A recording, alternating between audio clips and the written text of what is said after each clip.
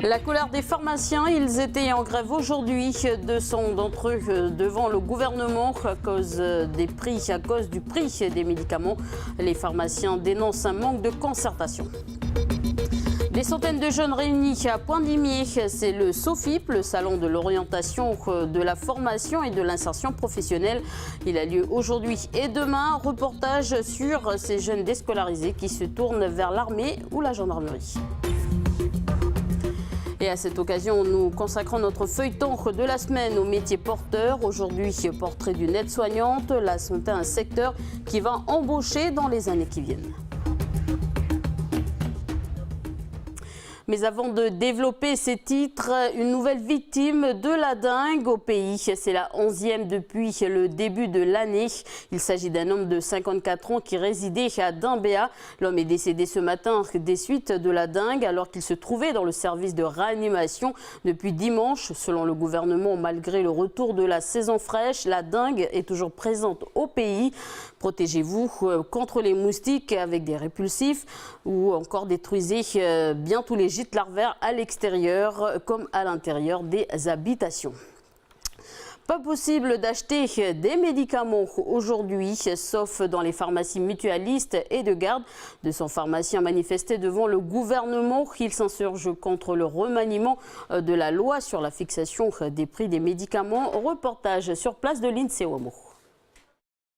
On ne perd pas de vue l'objectif, il faut faire appliquer ce qui a été écrit.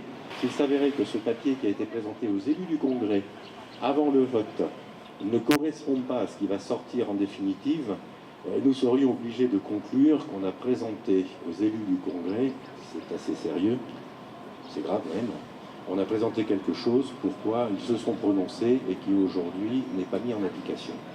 Ce matin, c'est pas moins de 200 manifestants de pharmacie qui se sont retrouvés devant les murs du gouvernement. L'objet de leur mécontentement, une note de la Direction des Affaires sanitaires et sociales, la DAS, qui présente le nouveau mode de calcul du prix des médicaments. Ce nouveau mode de calcul découle de la loi du pays, votée le 23 mars 2017 au Congrès. Pour le syndicat des pharmaciens, ce mode de calcul ne correspond pas avec les accords conclus. Alors très schématiquement, on est là pour dénoncer deux choses. On dénonce d'une part le non-respect des engagements qui ont été pris et même écrits par le gouvernement à travers un papier émis par la DAS et distribué très largement, notamment aux élus du Congrès.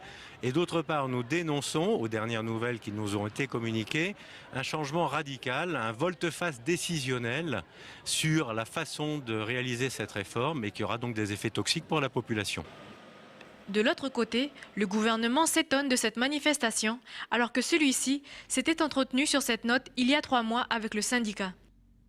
Selon le gouvernement, il n'y a aucun arrêté aujourd'hui sur la fixation des nouveaux prix des médicaments. Ce projet de délibération est en cours, il n'est pas encore soumis à la collégialité du gouvernement de la Nouvelle-Calédonie. Bien sûr, le syndicat des pharmaciens a fait des propositions.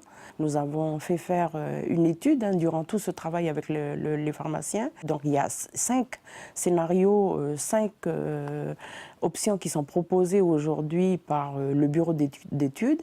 Et tout le travail qui sera fait par la collégialité du gouvernement de la Nouvelle-Calédonie, ce sera de discuter sur ces différents scénarios, ces différentes options pour définitivement trancher. Après avoir invité une délégation au gouvernement, le syndicat des pharmaciens a décliné l'offre et donnera un courrier avec leurs doléances. Au même moment, à l'intérieur, le gouvernement débattait d'un autre sujet lié à la santé. Si votre enfant est atteint d'une maladie grave, votre employeur pourra lancer une campagne de dons de jours de congé. La mesure ne concerne pour l'instant que le secteur privé. Politique en France, être moins nombreux et travailler mieux, c'est possible. Emmanuel Macron veut réduire le nombre de parlementaires. Est-ce qu'à terme, nous élirons plus qu'un seul député calédonien?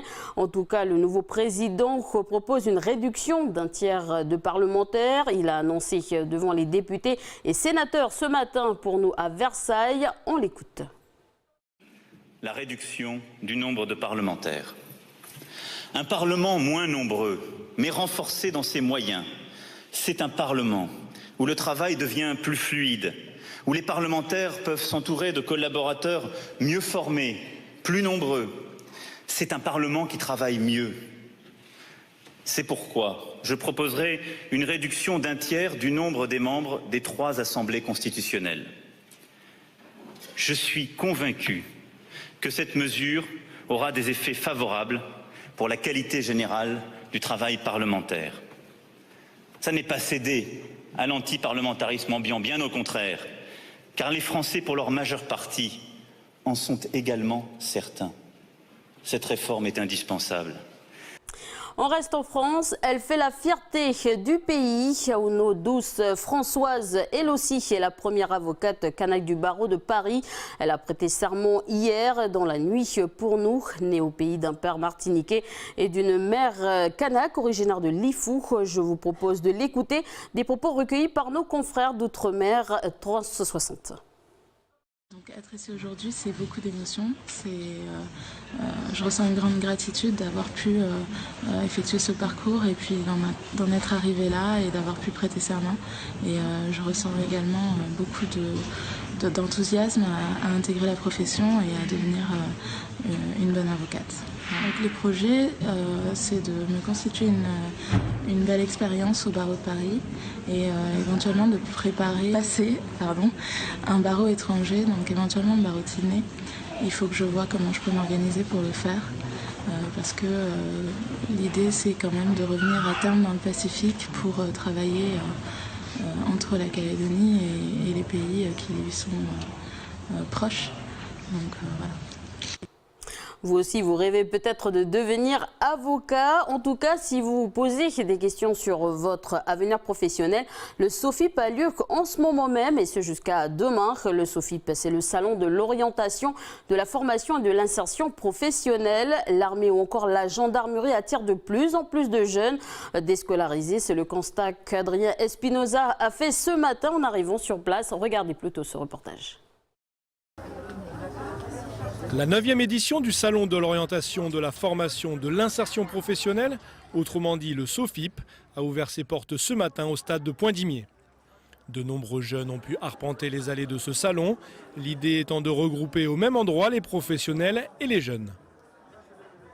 Nous, c'est de pouvoir permettre aux jeunes de trouver leur orientation. C'est de rencontrer des professionnels. Il y en a qui ont laissé l'école déjà il y a un certain temps et bon, ils peuvent trouver ce qu'il faut ici. Parce qu'il aussi on a comment on appelle ça, on a la gendarmerie, l'armée quoi.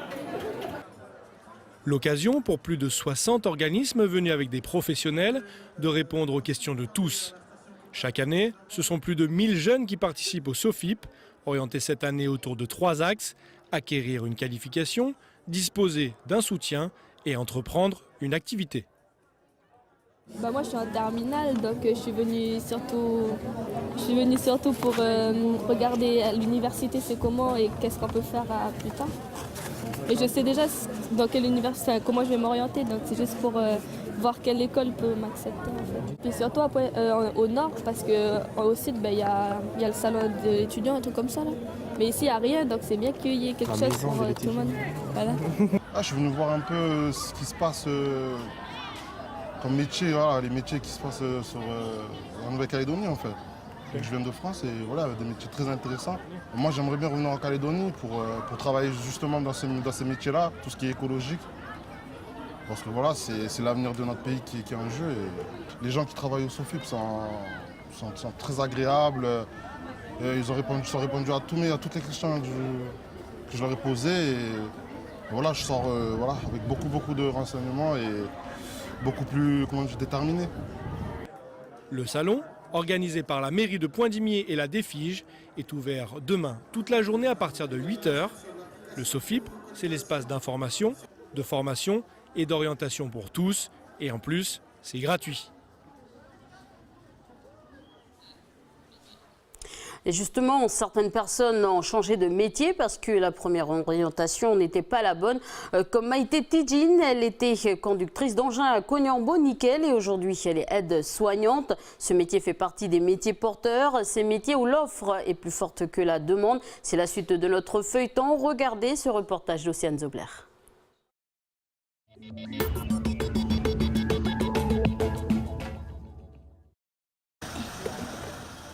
Comme ça, tu vas t'asseoir. S'il te plaît, Elie. En attendant que je fasse ton lit.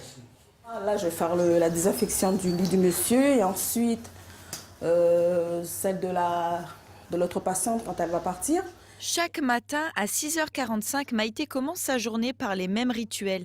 Désinfecter les chambres de l'hôpital et s'occuper des malades, des tâches qui font partie du métier d'aide-soignante.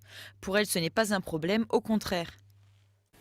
Et tous les jours, c'est un plaisir de venir retrouver les patients parce que quand ils rentrent, c'est vrai qu'ils sont malades, puis après de jour en jour, ben voilà, leur état s'améliore et puis on est content quand ils repartent chez eux, puis ils vont mieux, quoi. Il y a toute une procédure pour tout ce qui est produit. Il y a vraiment des protocoles à suivre, quoi. Il faut faire très attention. Déjà, nous qui venons de l'extérieur, il faut faire très attention. Donc, quand on arrive le matin, on se lave déjà les mains.